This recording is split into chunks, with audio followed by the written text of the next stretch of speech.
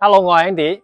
今日點解會過嚟介紹公寓灣呢個樓盤呢？因為 Andy 俾人呃咗，呢度又咪係朋友圈好多人發呢個樓盤嘅廣告，話150方，原價係12000幾大裝修嘅，依家共2000蚊，10000幾就可以大裝修嘅，所以咪做過呢邊睇下咩情況。嚟到現場先知，哦，原來唔係咁樣嘅，佢係毛坯10000幾至到12000，唔係送裝修，係送15萬嘅裝修款。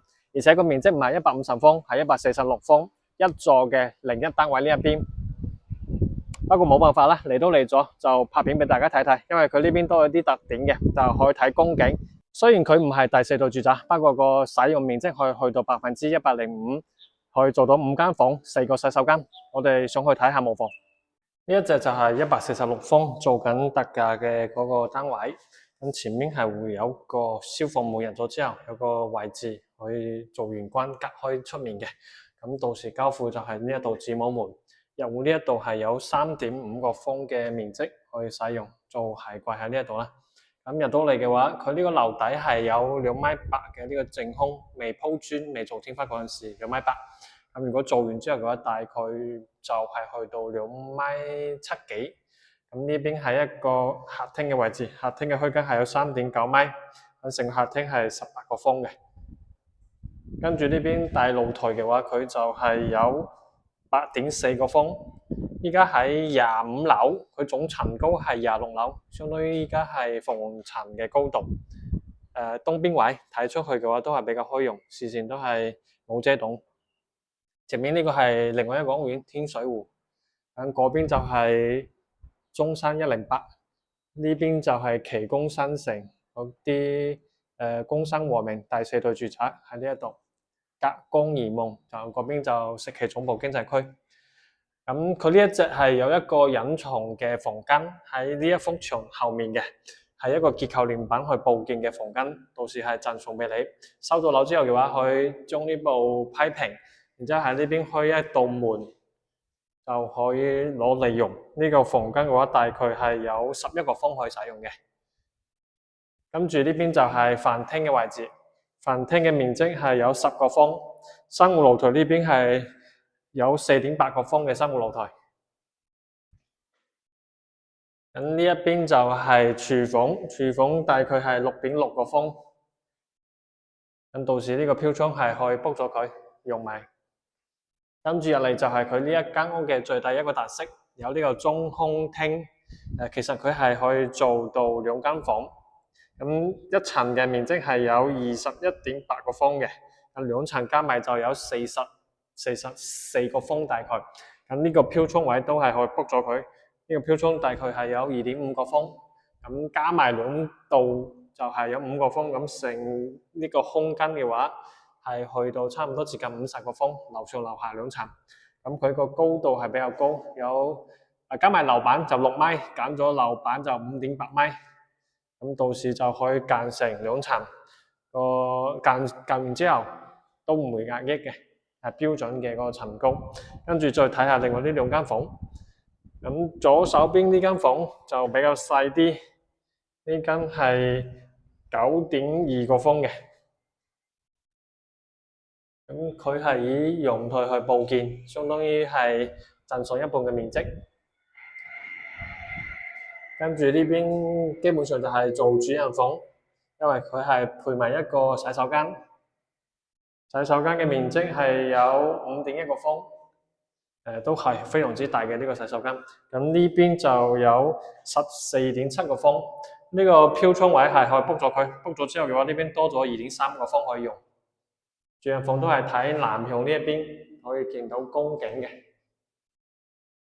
咁成間屋嗰啲面積所有加埋之後嘅話，可以使用嘅面積153.2個方，使用率係可以去到100%幾嘅。咁呢邊就10樓嘅位置，10樓呢個單位喺大露台呢邊望出去嘅話就前面係啱啱好過呢個屋頂，如果再低一層嘅話就唔得啦，再低一層嘅話就會俾呢一度遮到。咁隔離呢邊就會有呢一棟辦公樓比較近嘅。下低就係路邊。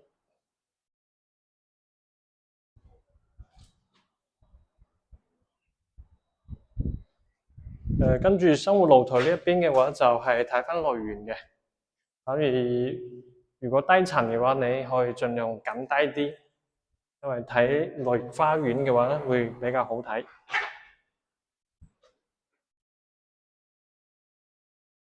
呢個來源做得都幾靚下嘅。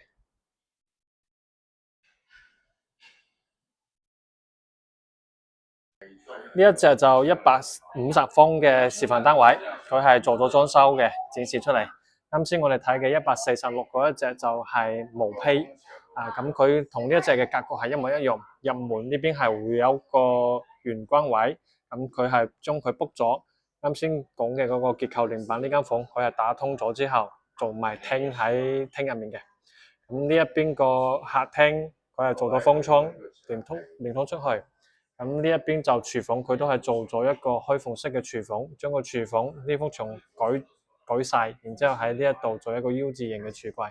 咁飯廳喺呢一度，咁樣做嘅話，佢個廳就會好大。入咗之嚟嘅話，睇起身就好似一個大平層嘅廳咁樣。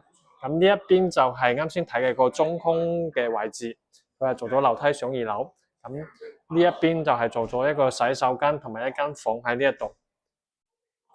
咁呢間房咁樣做嘅話，佢都係比較好用。跟住佢係做埋過道聯通過嚟，去通翻出嚟呢一條走廊呢一度嘅樓梯上2樓。咁呢一邊就係2間房，佢係打通做一個好大嘅主人房。咁呢一邊就係做一個獨立嘅衣帽間。就啱先細嘅嗰間房用佢部件嘅嗰間房，佢係做咗一個步入式嘅獨立嘅衣帽間。咁到時都可以參考佢咁樣去做。主人房呢一邊嘅話，佢就係做一個磨砂玻璃嘅洗手間。啱先喺毛坯嗰度睇到呢個洗手間係非常之大嘅，所以佢都係擺得落呢一個浴缸。咁呢一邊就係擺床嘅位置，基本上1.8米嘅床啊，你2個床頭櫃嗰邊仲有好多位置，去擺張按摩椅喺嗰度都冇問題。跟住我哋就上下2樓嗰邊睇下嗰間房。2樓嘅呢間房佢係做咗一個套間嘅，有埋洗手間。咁如果屋企有小朋友或者係比較年輕嘅人嘅話，可以住喺2樓，因為爬樓梯冇咁辛苦嘛。上到嚟呢邊就係一個衣櫃、廁所啦。咁呢邊就係小朋友嘅房間啦。146方就帶大家睇晒啦。如果有興趣嘅話，可以 WhatsApp 或者評論區揾 Andy 攞更加多資料。我哋今集就講咁多，下一期再見，拜拜。